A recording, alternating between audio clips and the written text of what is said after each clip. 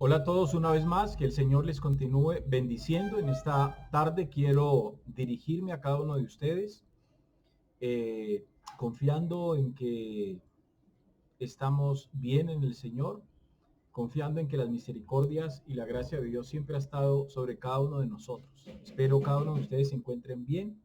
Un saludo a todos mis hermanos en la fe y un saludo a todas las personas que muy amablemente se han suscrito a nuestro canal Más Allá de lo Evidente. Hoy quiero compartir con ustedes un tema más acerca de la palabra de Dios y espero que como siempre, hermanos y amigos, este tema sea un tema de bendición para cada uno de ustedes y como dijo el apóstol Pablo en la primera carta a los tesalonicenses, espero de corazón, amados hermanos, que ustedes examinen lo que hoy les voy a compartir y que logren retener lo bueno. El título de este mensaje que hoy les quiero compartir, amados hermanos y amigos, lo he titulado La autoinmunidad, un síndrome muy antiguo pero letal. Es un poco largo. La autoinmunidad, un síndrome muy antiguo pero letal. Y para comenzar a hablar de este tema, quiero que hagamos evoquemos cuando nosotros estábamos en la escuela. Había algo que particularmente, creo yo, estoy convencido de esto, que nos pasó a todos nosotros. Cuando nosotros estábamos en la escuela, la profesora solía preguntar en algún momento, muchachos, ¿qué van a hacer ustedes cuando sean grandes? O te lo preguntaron en el jardín, no importa en dónde te lo preguntaron, pero quiero evocar a esa pregunta que alguna vez algún adulto nos hizo cuando nosotros éramos niños. ¿Qué quieren ser ustedes cuando sean grandes?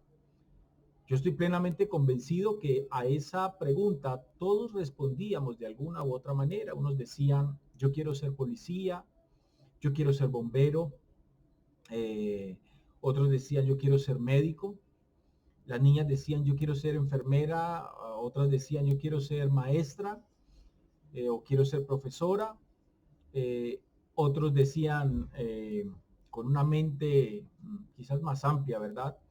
Decían, yo quiero ser astronauta, profesor. Creo que todos respondimos de alguna u otra manera a esa pregunta y no sé cuál haya sido la respuesta de cada uno de ustedes que hoy están en Cristo Jesús o que son hijos de Dios. Lo cierto es que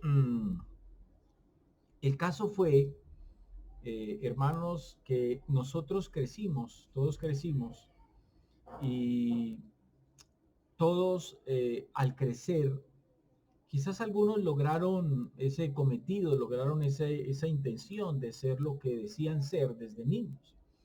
Pero lo cierto es que nosotros crecimos, todos nosotros crecimos. Y eh, lo entendamos o no, escuchen bien lo que les voy a decir, lo cierto es que nosotros crecimos y lo entendamos o no, nosotros en Cristo llegamos a ser algo muchísimo más importante, algo muchísimo más que cualquier sueño que desde nuestra infancia teníamos. Y el punto es que nadie, eh, el caso fue es que nadie desde su niñez, a nadie siquiera se le pasó por la cabeza lo que nosotros en Cristo íbamos a llegar a ser. Quizás a nadie se le pasó por su pensamiento lo que íbamos a lograr ser, porque repito, crecimos y lo cierto es que logramos ser algo muchísimo más alto, algo más grande, algo más importante, algo más relevante que cualquier profesión que pudimos haber soñado ser cuando éramos niños. Repito esto, lo entendamos o no. El caso es que logramos ser algo muchísimo más de lo que una vez quizás imaginamos ser. Y ustedes se preguntarán, ¿qué fue lo que logramos ser? Que nunca se me pasó por la cabeza ser. Y lo que logramos ser, amados hermanos, es que logramos convertirnos, logramos ser el cuerpo de Cristo. Nadie, a ninguno de nosotros en nuestra niñez, ni se nos pasó por la cabeza, y a aquella pregunta, ¿qué quieren ser ustedes cuando sean grandes? Absolutamente nadie respondió a esa pregunta, profe, yo quiero ser, o mi sueño es ser, llegar a convertirme en el cuerpo de Cristo aquí en la tierra. Estoy plenamente convencido que nadie respondió de esa manera a esa pregunta. Nadie respondió con esa respuesta. Nadie dio esa respuesta a la profesora. De hecho, estoy también plenamente convencido que nadie se encontró o se topó con un niño que haya dado esta respuesta. Estoy plenamente convencido que ninguno de nosotros vimos jamás a un niño decir, yo sueño convertirme en el cuerpo de Cristo, o mi sueño, profe, es ser el cuerpo de Cristo aquí en la tierra. Entonces, lo entendamos o no, hermanos, es que nos convertimos, llegamos a ser el cuerpo de Cristo y jamás imaginamos eso. Imaginamos cualquier otra profesión, cualquier otro estilo de vida, pero repito, nunca nadie se imaginó lograr ser el cuerpo de Cristo. Quiero que vayamos a la primera carta del apóstol Pablo a los Corintios. Vamos, por favor. Primera carta del apóstol Pablo a los Corintios, en el capítulo 12, y vamos a leer a partir del versículo 27. Y leemos en el nombre del Padre, del Hijo y con la dirección del Espíritu Santo de Dios. Dice el texto así. Dice el apóstol Pablo, vosotros pues sois el cuerpo de Cristo y miembros, repito esto, y miembros, dice el apóstol Pablo, cada uno en particular. Esto es algo que el apóstol Pablo estableció de manera muy clara. En este texto y en esta escritura, el apóstol Pablo está definiendo algo muy interesante y es simple. Pero no es tan simple como muchos hoy lo logran entender. El apóstol Pablo está estableciendo aquí, amados hermanos, que nosotros logramos ser, que quizás o que quizás no, nunca lo hicimos, nunca nos trazamos el propósito, nunca imaginamos lograr ser el cuerpo de Cristo. Lo cierto, repito, es que lo entendamos o no, ahora somos el cuerpo de Cristo, y esto tiene una relevancia maravillosa, esto tiene una relevancia poderosa, amados hermanos, para nuestra vida, es lo que el apóstol Pablo está diciendo en este texto. Pero si leemos el texto a partir del verso 13, vamos a leer el texto, a partir del versículo 13. Y dice el verso 13, porque por un solo espíritu, dice el apóstol Pablo, fuimos todos bautizados en un cuerpo.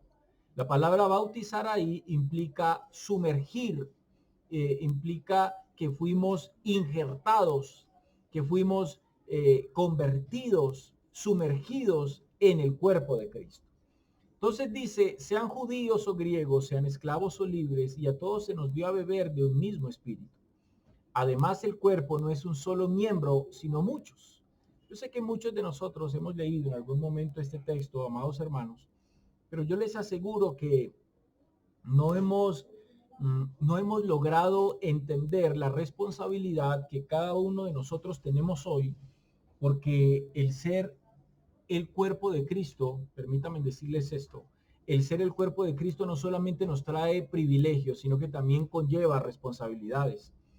Entonces dice el verso 15, si dijere el pie, porque no soy mano, no soy del cuerpo, por eso no será del cuerpo, dice Pablo. Y si dijere la oreja, porque no soy ojo, no soy del cuerpo, por eso no será del cuerpo. Si todo el cuerpo fuese ojo, dice el apóstol Pablo allí, si todo el cuerpo fuese ojo, ¿dónde estaría el oído? Si todo fuese oído, ¿dónde estaría el olfato? Mas ahora Dios ha colocado los miembros, cada uno de ellos en el cuerpo, dice el apóstol Pablo, como Él quiso, como a Él le plació. Porque si todos fueran un solo miembro, ¿dónde estaría entonces el cuerpo? Pero ahora son muchos los miembros, pero el cuerpo es uno solo. Ni el ojo puede decir a la mano, escuchen esto, Ni el ojo puede decir a la mano, no te necesito, ni tampoco la cabeza a los pies, no tengo necesidad de vosotros. Antes bien, los miembros del cuerpo que parecen más débiles son los más necesarios. Y aquellos del cuerpo que nos parecen menos dignos, a estos vestimos más dignamente, y los que en nosotros son menos decorosos se tratan con más decoro. Dice el verso 24, porque los que en nosotros son más decorosos no tienen necesidad, pero Dios ordenó el cuerpo dando más abundante honor al que le faltaba. Verso 25. Porque no, para que no haya desaveniencia en el cuerpo, sino que los miembros todos se preocupen, dice Pablo, los unos por los otros. De manera que si un miembro padece, todos los miembros se duelen con él. Y si un miembro recibe honra, todos los miembros con él se gozan. Vosotros, dice el verso 27, pues sois el cuerpo de Cristo, cada uno, dice el apóstol Pablo, en particular.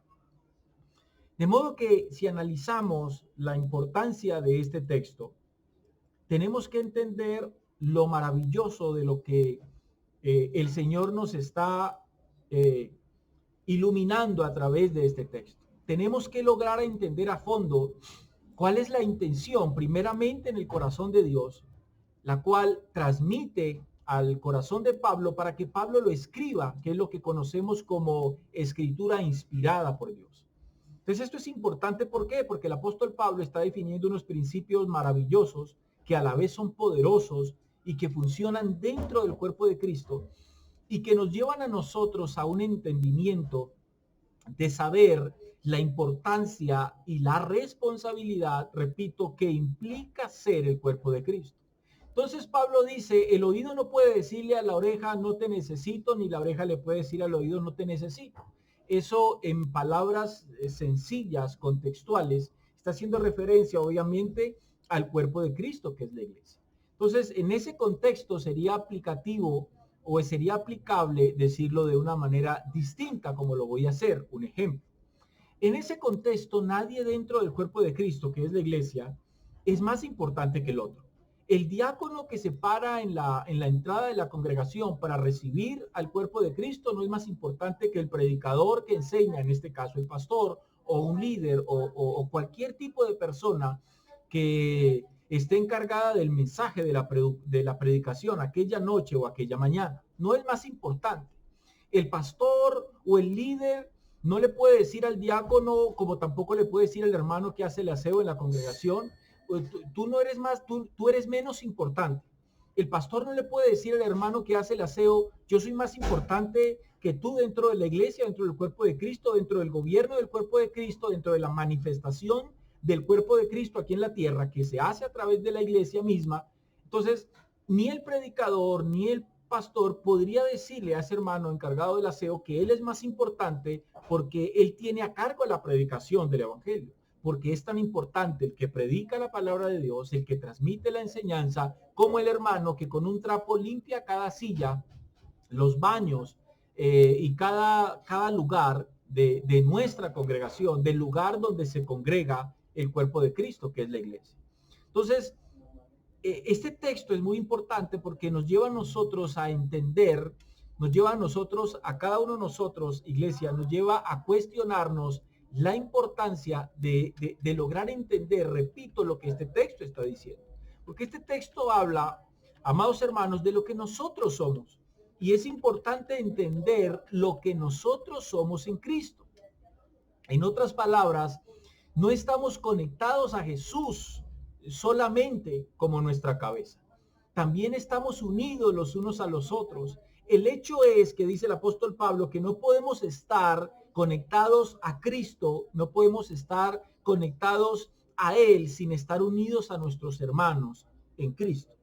¿Qué significa esto, amados hermanos? Esto significa algo muy simple, que muchos dentro del cuerpo de Cristo quieren tener una relación solamente con la cabeza, que es Cristo, pero se olvidan del cuerpo. No quieren tener ninguna relación con los miembros, quieren solamente establecer y tener una relación con la cabeza, que es Cristo.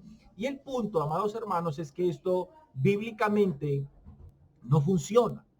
No es escritural, no es una actitud escritural. ¿A qué me refiero? Que es imposible yo tener una buena relación con la cabeza que es Cristo si a mí me importa muy poco relacionarme con el resto del cuerpo que son mis hermanos en la fe. No sé si me entienden lo que les estoy diciendo. Trato de explicarme mejor. Lo que estoy diciendo es que es imposible yo establecer una relación sana con Cristo, una relación verdadera con Cristo, si no estoy dispuesto a tener primeramente una relación con el cuerpo, sino solamente con la cabeza. Entonces, hay muchos hermanos, desafortunadamente, dentro del cuerpo de Cristo, muchos miembros dentro del cuerpo de Cristo, que no les interesa o no les gusta o les da lo mismo tener una relación con sus hermanos, que serían otros miembros del cuerpo de Cristo, sino que solamente quieren establecer una relación solamente con la cabeza, y no les importa tener una relación con el cuerpo, pero si no hay una relación con el cuerpo, entonces no puede haber una relación con la cabeza. Es simple. Entonces, el enemigo, escuchen esto, el enemigo siempre ha querido fracturar de alguna u otra manera la unidad de todo el cuerpo. Y les quiero dar un ejemplo escritural en el Antiguo Testamento, y es una situación que sucedió en algún momento de la vida de Moisés con Aarón y con María. Cuando nosotros miramos a Moisés, a Aarón y a María, que eran hermanos, que estaban allí a cargo digamos, del liderazgo, u ocupaban un lugar preeminente dentro del pueblo de Israel. Moisés era el que estaba a la cabeza, Moisés era el líder, Aarón era un sacerdote y María era una profetisa y era una cantora dentro del pueblo de Israel.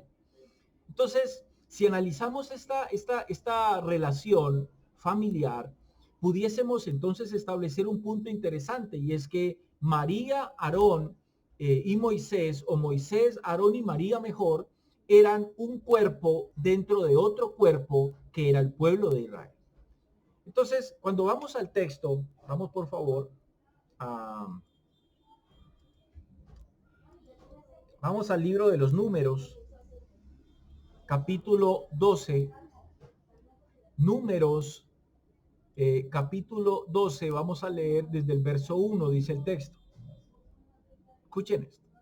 María y Aarón hablaron contra Moisés a causa de la mujer cusita que había tomado, porque él había tomado mujer cusita. Y dijeron, ¿solamente por Moisés ha hablado Jehová? ¿No ha hablado también por nosotros? Dice el texto, y lo oyó Jehová.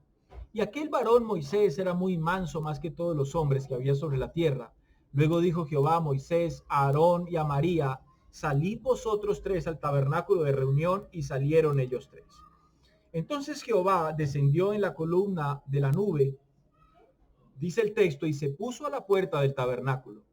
Y llamó a Aarón y a María, y salieron ambos. Y él les dijo, oíd ahora mis palabras. Cuando haya entre vosotros profeta de Jehová, le apareceré en visión, en sueños hablaré con él. No así a mi siervo Moisés, que es fiel en toda mi casa, dice el texto. Verso 8. Cara a cara hablaré con él, y claramente y no por figuras, y verá la apariencia de Jehová. ¿Por qué pues no tuvisteis temor de hablar contra mi siervo Moisés? Verso 9. Entonces la ira de Jehová se encendió contra ellos y se fue. Y dice el verso 10, y la nube se apartó del tabernáculo, y he aquí que María estaba leprosa como la nieve, y miró a Aarón a María, y he aquí que estaba, dice el texto, leprosa. Primeramente, según este texto, amados hermanos, por un lado, parece extraño que su hermana y hermano, escuchen, su propia familia, fueran la fuente de la crítica. Podríamos pensar que ellos serían, y debía ser así.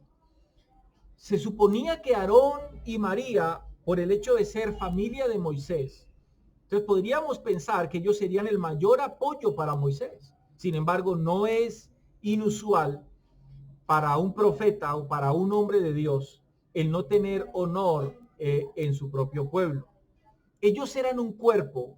Moisés, Aarón y María eran un cuerpo dentro de otro cuerpo. Aarón era el sumo sacerdote y María era una profetisa y cantora, pero finalmente quien tenía la responsabilidad del pueblo, de guiar al pueblo delante de Dios, era Moisés. En Mateo capítulo 13, versículo 57, dice el texto, y se escandalizaban de él. Mateo capítulo 13, vamos al texto. Mateo capítulo 13, versículo 57, dice el texto lo siguiente. Dice el texto aquí, y se escandalizaban de él, dice, pero Jesús les dijo, no hay profeta sin honra, sin respeto, sin credibilidad, sino en su propia tierra y en su casa. Qué interesante esto. Solamente por Moisés ha hablado Jehová, dijeron ellos. Solamente por Moisés ha hablado Jehová. Qué interesante lo que María y Aarón dijeron aquí. Solamente por Moisés ha hablado Jehová. Eso sería un sí y un no. Por supuesto que Dios había hablado a través de muchos en el libro del Éxodo. El Señor habló al pueblo y lo había hecho a través de Aarón. Y él habló a Aarón de la misma manera. María había hablado palabras inspiradas por Dios y están registradas en el mismo libro del Éxodo. Pero en el sentido, amados hermanos, de que había un líder para Israel, había solo uno. Bajo la mano de Dios tenía la autoridad y la responsabilidad de dirigir al pueblo, y este era Moisés. Aún hasta el día de hoy, hay personas que son pueblo de Dios y aún pelean con esto.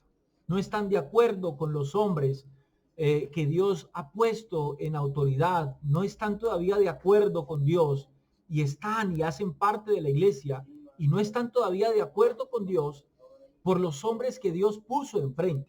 Y estoy hablando de hombres de Dios. Estoy hablando de hombres que realmente fueron llamados por Dios. Estoy hablando realmente de hombres con ministerio dado por Dios. Estoy hablando de hombres en el liderazgo que Dios los llamó y que están predicando bíblicamente. Estoy hablando de hombres, estoy hablando de organizaciones, estoy hablando de iglesias que predican la sana doctrina. No estoy hablando de los que se pusieron solos en el ministerio, no estoy hablando de los asalariados, no estoy hablando de ese tipo de hombres, para que quede esto claro. Estoy hablando de los hombres que Dios llamó, de los hombres que Dios estableció. Estoy hablando de los hombres a los cuales Dios puso en el liderazgo para dirigir, para pastorear, para convertirse y para ser en instrumentos de Dios, para poder guiar la iglesia, para que a través de ellos el Señor levantara su iglesia y edificara su iglesia, como lo dice el apóstol Pablo en la carta a los Efesios, si mal no recuerdo, cuando el apóstol Pablo explica por qué y para qué Dios estableció los 5 ministerios, y cuando habla de pastores y maestros, con la intención de edificar el cuerpo de Cristo. Entonces no es algo que debe ser pasado por alto. Saben, pero a lo largo de la escritura, nosotros encontramos hombres que Dios puso en el liderazgo. ¿Puede Dios darle la autoridad a un hombre para dirigir su pueblo? Hay mucha gente que hoy se pregunta, ¿pero Dios le dio la autoridad a un hombre para dirigir a su pueblo? Por supuesto que él puede. Dios es soberano y él es dueño de su iglesia, él es dueño de su obra y de cada uno de nosotros. El Antiguo Testamento y Nuevo Testamento están llenos con este tipo de liderazgos. Estuvo Moisés, estuvo Josué, estuvo David, estuvo Daniel. En el Nuevo Testamento estuvo Santiago, Pedro, Pablo, Timoteo, Tito, etcétera, etcétera, etcétera. Lo mismo pasó solo 4 capítulos después. Ahí tenemos al primo de Moisés, Coré, rebelándose por lo mismo. Un levita, Coré era un levita que quería ser sacerdote. Y en este contexto, él y todos los que se rebelaron con él, dice la palabra de Dios, que fueron consumidos por Jehová. Siempre alguien se pregunta, ¿por qué fue tan duro Jehová con su juicio? ¿Por qué Jehová mató a Coré y a todos los que se levantaron en contra de Coré? ¿Por qué el juicio de Dios fue tan duro con estos hombres? Vamos a preguntarnos algo interesante. Y esa pregunta es vital, es primordial en nuestras vidas. ¿Por qué el juicio de Dios fue tan duro con estos hombres? Los consumió, los mató literalmente. Escuchen esto, porque la rebeldía, amados hermanos, la rebeldía genera división y la división genera muerte en el pueblo de Dios. Entonces, Dios Jehová no se podía dar el lujo de aceptar la rebeldía dentro del pueblo de Israel porque era un cuerpo. Y si un miembro se corrompe, finalmente todo el cuerpo tiende a corromperse. Por eso es que aún desde el tiempo antiguo, aún desde el antiguo pacto, aún si nosotros vemos la historia del pueblo de Israel, podemos hallar que Dios nunca pasó por alto, jamás quiso pasar por alto. Dios juzgó el pecado de la rebeldía. Dios juzgó con muerte y aún con enfermedad a todos los hombres que intentaron levantarse, rebelarse en contra de la autoridad que Dios había puesto. En la primera carta a los Corintios, capítulo 3, vamos a ese texto. Primera carta de Corintios, capítulo 3, verso 16. Dice el texto, escuchen esto. ¿No sabéis que sois templo de Dios? Es una pregunta que el apóstol Pablo hace a la iglesia en Corinto. Habían muchos problemas en la iglesia de Corinto. Y muchos de esos problemas es que había división. Unos decían yo soy de Pablo, otros de Apolos, otros de Cefas, otros decían yo soy de Cristo. Había una gravísima división dentro del cuerpo de Cristo en la iglesia en Corinto. Y Pablo dice, ¿no sabéis que sois templo de Dios y que el Espíritu de Dios mora en vosotros? Si alguno, dice Pablo, destruyere el templo de Dios, Dios le destruirá a él, porque el templo de Dios, el cual sois vosotros, dice el apóstol Pablo, santo es. La pregunta que deberíamos hacernos en este texto es, ¿cuál es el énfasis del apóstol Pablo en lo que está diciendo? Y el énfasis del apóstol Pablo es la iglesia como un conjunto, aunque tiene, amados hermanos, aplicación para individuos. ¿Qué hace a la iglesia un templo? ¿Qué hace que la iglesia de Cristo sea el templo de Dios? Que el Espíritu de Dios mora en ella. Que el Espíritu Santo de Dios mora en cada uno de nosotros como iglesia de Cristo. Entonces, en ese contexto, dice Pablo, si alguno destruyere el templo de Dios, ¿qué es lo que Pablo quiere decir aquí? Lo que Pablo quiere decir aquí, lo que la Escritura nos quiere decir hoy a cada uno de nosotros como iglesia de Cristo, como miembros del cuerpo de Cristo, es simple. Lo que el texto nos dice hoy a nosotros es, si tú destruyes la iglesia, Dios te destruirá a ti. El templo de Dios, su iglesia, es santo. Y a Dios le importa cómo tratamos su santo templo. O sea, a Dios le importa cómo tratamos a nuestra congregación, cómo tratamos el cuerpo de Cristo, cómo es el trato, cómo es la relación que tenemos con él, no solamente con la cabeza que es Cristo, sino que a Él le importa y le interesa cómo es nuestra relación con nuestros hermanos en Cristo, con los miembros del mismo cuerpo de Cristo, del cual nosotros hacemos parte. Entonces, el apóstol Pablo, de parte de Dios, hace una clara advertencia a quienes, aquellos que son divisionarios dentro del cuerpo de Cristo. ¿Por qué hablaba así Pablo? Porque en la iglesia de los Corintios existía ese espíritu de división. No sé si ustedes se han preguntado, hermanos, no sé si ustedes se han preguntado alguna vez si Judas Iscariote siempre supo que era el hijo de perdición. No sé si ustedes se han preguntado alguna vez esa pregunta. No sé si ustedes se han hecho esa pregunta. Si Judas Iscariote siempre tuvo claro que él era el hijo de perdición. Yo personalmente creo que no. Él fue llamado Voy a explicar por qué creo que Judas no tenía conciencia, no supo siempre que era el hijo de perdición.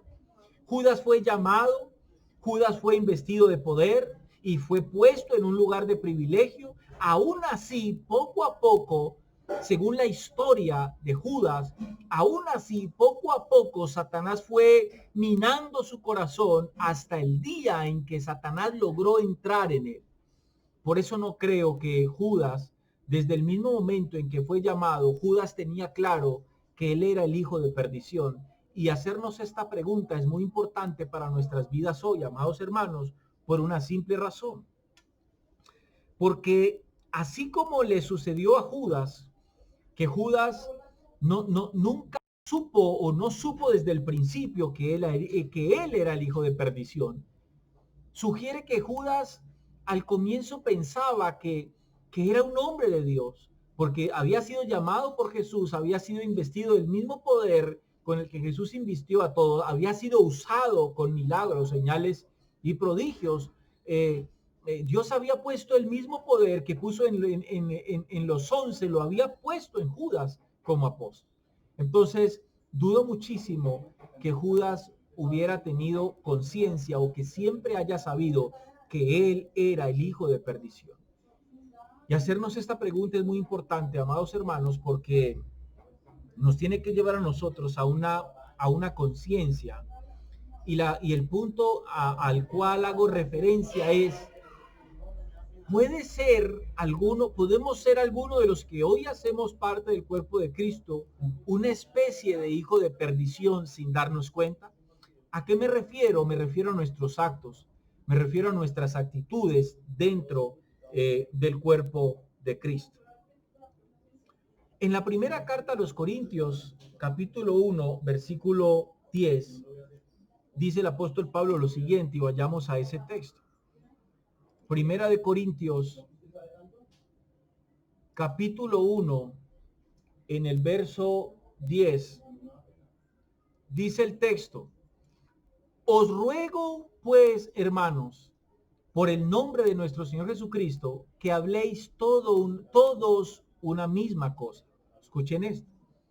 Y que no haya entre vosotros divisiones, sino que estéis, dice el apóstol Pablo, perfectamente unidos en una misma mente y en un mismo parecer. Escuchen bien esto, que esto es un tema muy importante para cada uno de nosotros como cristianos o como discípulos y claramente como miembros del cuerpo de Cristo, que todos nosotros decimos o que es lo que nosotros decimos ser, ¿verdad?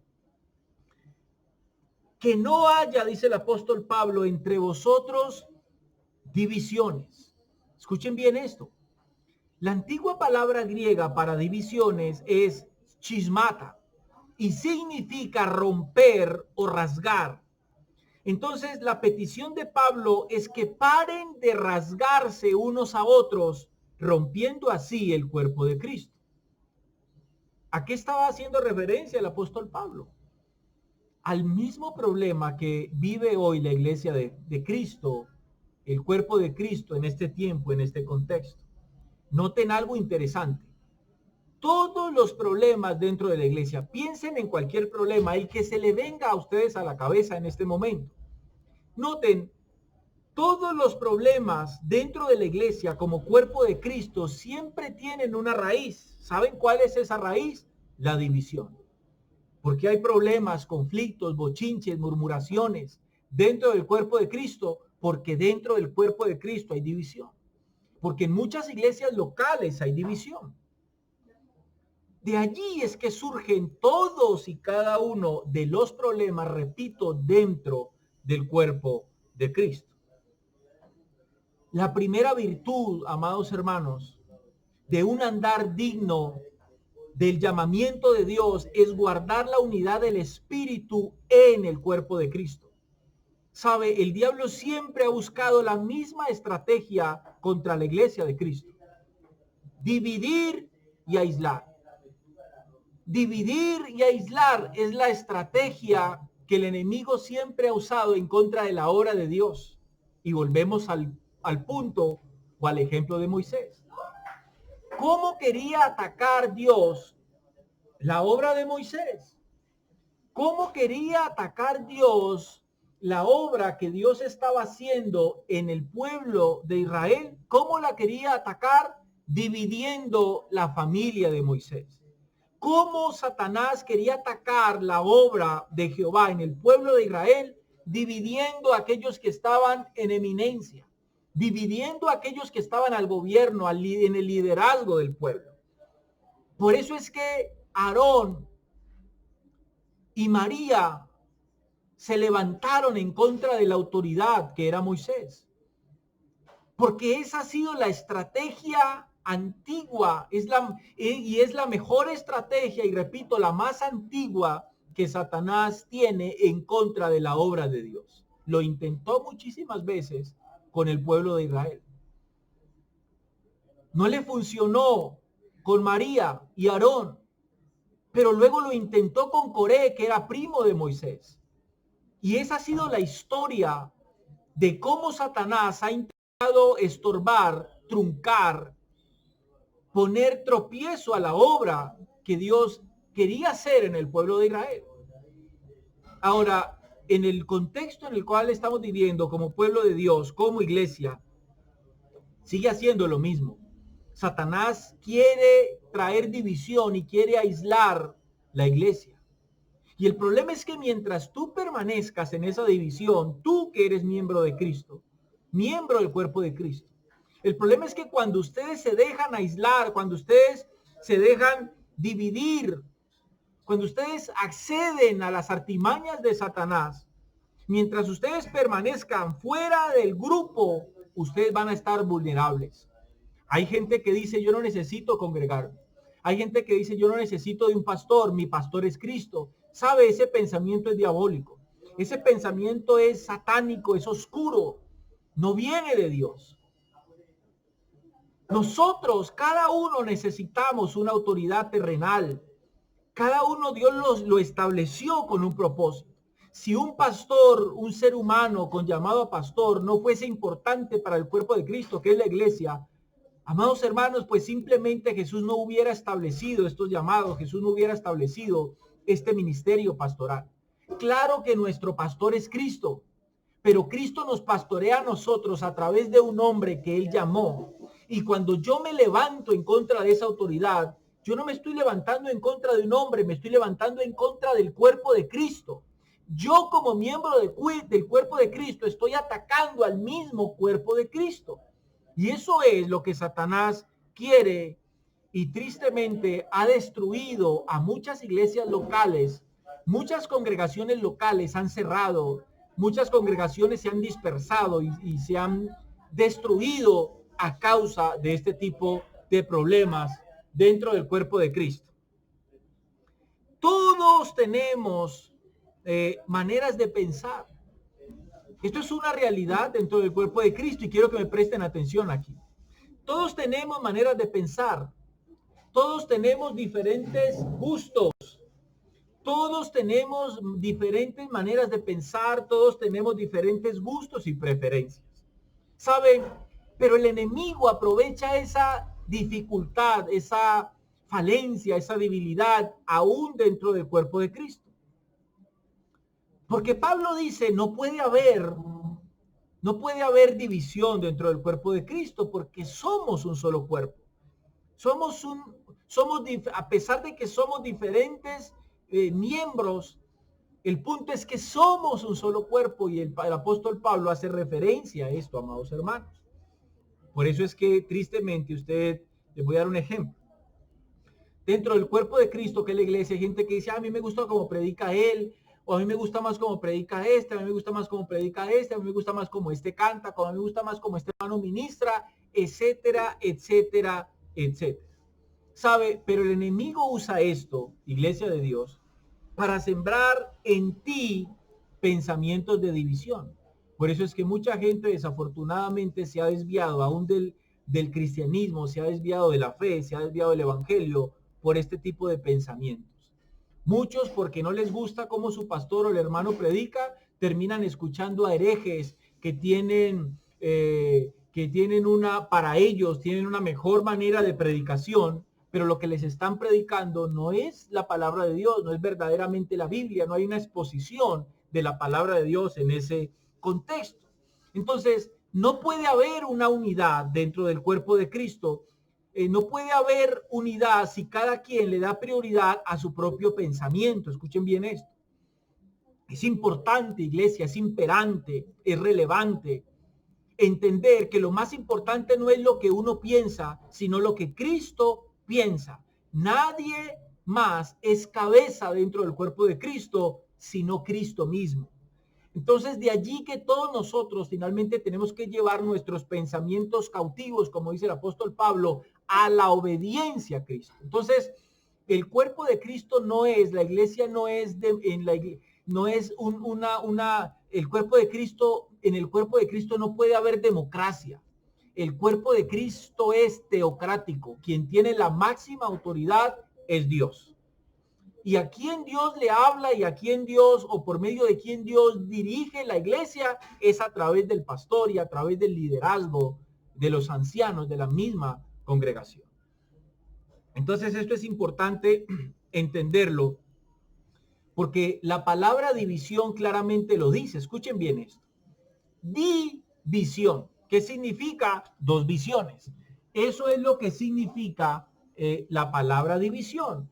Cuando nosotros hablamos de que en una congregación hay división, estamos hablando de que en una congregación hay dos visiones. Entonces es cuando el pastor tiene una visión de parte de Dios y cuando otro hermanito tiene otra visión. Entonces allí se forma un conflicto, porque obviamente si el pastor dice Dios me dio esta visión y el hermano dice esa no es la visión de Dios, la visión de Dios es esta, hay un problema. Alguno de los dos está mintiendo o alguno de los dos está errado. Ahora bien, ahí es donde se crean los conflictos, ahí es donde hay divisiones, hay más de una visión dentro del cuerpo de Cristo.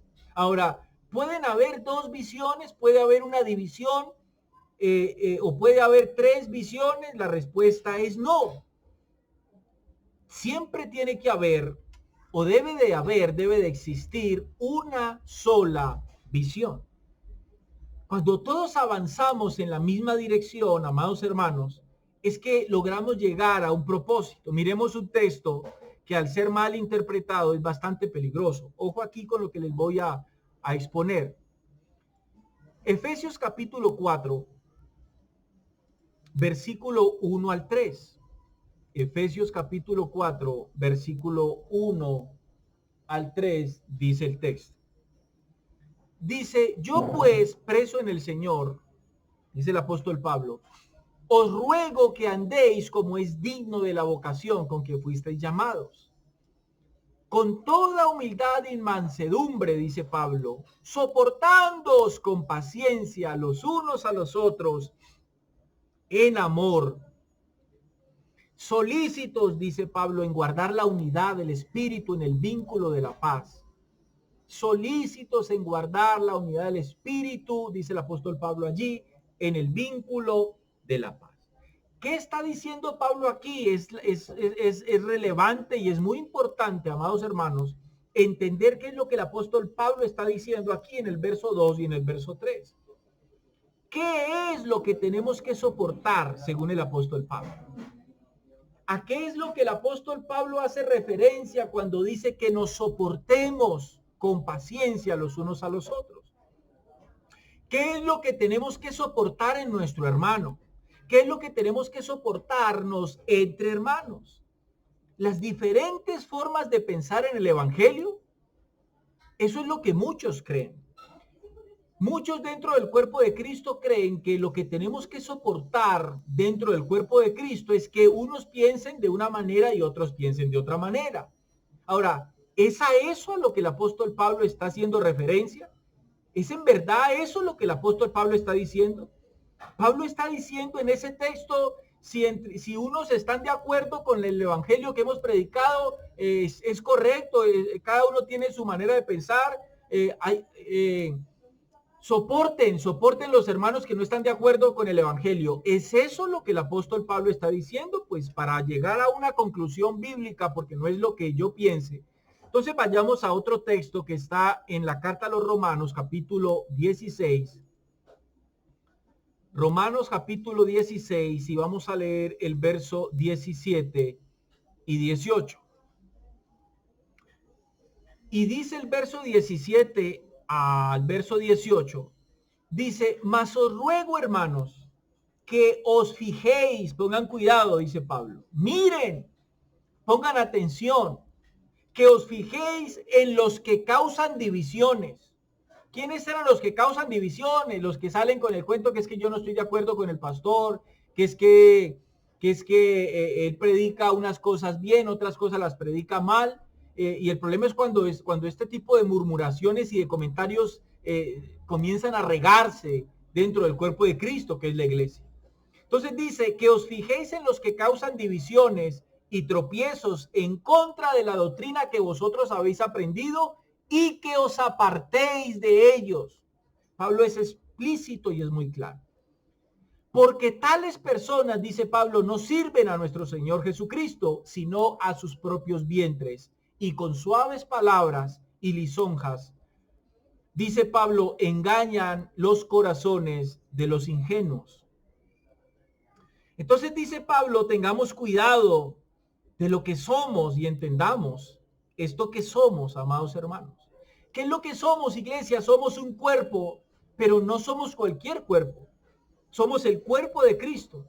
Y si vas en contra de ese cuerpo, estás atacando a Dios mismo.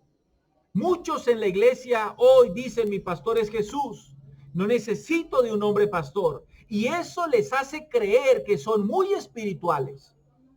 Pero lo cierto, amados hermanos, es que son gente contumaz y rebelde a la misma palabra de ese que dicen que es su pastor. Porque ese que dicen que es su pastor inspiró a Pablo para escribir lo siguiente, Efesios capítulo 4, versículo 11 y 12. Vamos al texto, Efesios capítulo 4, verso 11 y 12. Todos aquellos que piensan de esa manera están yéndose en contra de la escritura. Y él mismo, dice Pablo, constituyó. ¿Quién fue él mismo? Cristo, Jesús. A unos apóstoles, a otros profetas, a otros evangelistas, a otros pastores y maestros. ¿Para qué? Alguien se preguntará. ¿Para qué el Señor estableció estos hombres? ¿Para qué si Jesús es mi pastor? ¿Para qué estableció maestros y a mí el que me enseña es el Espíritu Santo? Dicen muchos y creen que porque dicen o piensan de esta manera son muy espirituales. Dice el apóstol Pablo, a fin en el verso 12, a fin de perfeccionar a los santos para la obra del ministerio, para la edificación del cuerpo de Cristo. ¿Qué es lo que Pablo establece? Pablo establece y dice, quien nos enseña a nosotros es Cristo. El pastor nuestro es Cristo. Yo estoy de acuerdo con eso. Pero ¿cómo y a través de quién Cristo nos pastorea a nosotros? Usa a un hombre. Duélale a quien le duela, árdale a quien le arda. Dios usa sus hombres, aquellos que él escogió, aquellos que llamó, aquellos que invistió con este llamado, con esta autoridad. Jesús a mí me pastorea y lo hace a través del pastor que él ha puesto en mi vida. Cristo pastorea a su iglesia, pero lo hace a través del pastor que Dios puso sobre esa congregación. Entonces, es una desaveniencia, es antagónico decir que yo no necesito un pastor y que no necesito congregarme porque mi pastor es Cristo y que a mí quien me enseña es el Espíritu Santo. Cuidado con ese pensamiento porque es satánico y va en contra de la misma palabra de Dios. Porque Dios ha establecido, amados hermanos, Dios ha establecido, repito esto, Dios ha establecido, iglesia de Dios, créanlo o no, Dios ha establecido hombres para usarlos, para ministrar, para bendecir, para enseñar a su iglesia. Por una razón, Dios no habla con nadie de manera audible. Nadie puede decir, yo no necesito congregarme, nadie puede decir, no necesito ir a una iglesia, no necesito de ningún pastor, porque a mí quien me pastorea es Cristo. Nadie habla de manera audible con Cristo. Jesús no se aparece, Jesús no tiene ninguna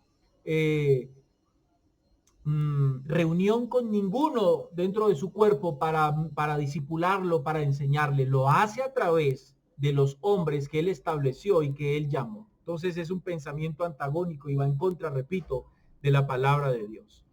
Mantenernos unidos, escuchen esto, amados hermanos, nos guarda de todo lo que hay alrededor. Por eso es importante permanecer donde Dios te puso para no andar como un niño fluctuante. Una de las mayores razones por la que las personas se cambian de iglesias es por problemas de relaciones. Eso no es nada más que inmadurez. Escuchen esto. Cuando tú te vas de una congregación, cuando tú te vas de tu congregación por roces con otra persona, estás agrietando el cuerpo de Cristo, estás agrietando la obra de Dios, estás rompiendo, estás rasgando la obra de Dios, porque significa que te importa más ganar la pelea tuya que permanecer unido como parte del cuerpo de Cristo. En el verso 16 del capítulo 4, aquí, verso 16, dice, de quien todo el cuerpo bien concertado y unido entre sí por todas las coyunturas que se ayudan mutuamente, según la actividad propia de cada miembro, escuche, recibe su crecimiento para ir edificándose en amor. Entonces, el enemigo siempre intentará venir a sembrar pensamientos de desconfianza sin fundamento alguno.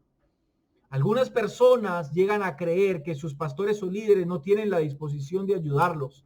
Muchos de ellos ni siquiera se presentan con la persona adecuada para practicar. A veces mucha gente juzga al pastor o al líder de la congregación porque nunca lo buscó en un momento de problemas. Y nunca los buscó porque nadie buscó primero al pastor en sus momentos de problemas. Lo que trato de decir es que muchas personas dentro del cuerpo de Cristo quieren que el pastor se comporte con ellas como pastor cuando ellas nunca se comportaron dentro del cuerpo de Cristo como ovejas, nunca se comportaron como ovejas, nunca vieron al pastor como pastor, pero siempre esperaron que ese hombre se comportara con ellas siendo cabras como pastor de ovejas. Y les recuerdo, amados hermanos, a todos con todo respeto y amor, que dentro del redil de Cristo, cuando Dios puso hombres a pastorear ovejas y nunca puso a pastorear cabras, aunque haya cabras dentro del rebaño de Cristo. Son dos cosas completamente distintas y diferentes. No puedes esperar que tu autoridad espiritual resuelva tus problemas o que te apoye cuando tú nunca te has acercado a él o a ella en el debido momento, en el momento preciso. Hermanos, tenemos que reconocer que la capacidad humana de nuestras autoridades tiene un límite, que nuestros pastores, el liderazgo de la iglesia tiene un límite, que somos humanos y que querámoslo o no, de alguna u otra manera estamos sujetos a errores. Pero ahí es donde el diablo quiere atacar el cuerpo de Cristo. Porque el diablo quiere engañarnos diciéndonos que estaríamos mejor en un lugar diferente al que Dios tiene para nosotros en este momento. Si hay alguien que tiene eso en su corazón, yo te digo a ti, hermano, amigo, no permitas que el diablo te use para romper y para rasgar y para hacerle daño al cuerpo de Cristo. Nosotros tenemos que mantenernos unidos como un cuerpo en Cristo, que es esencial para cumplir con la misión que el Señor nos ha encomendado. Saben, la obra de Dios debe ser prioridad en nuestras vidas. Tenemos que cuidar nuestro corazón para impedir que pensamientos equivocados lleguen y nos hagan perder el rumbo. Identifiquemos las trampas que el enemigo quiere usar para aislarnos y no caigamos en ellas. El anhelo de Dios es que permanezcamos fieles en unidad con Cristo y con su iglesia. Finalmente, quiero decirles lo siguiente. Finalmente, y para terminar, quiero decirles lo siguiente.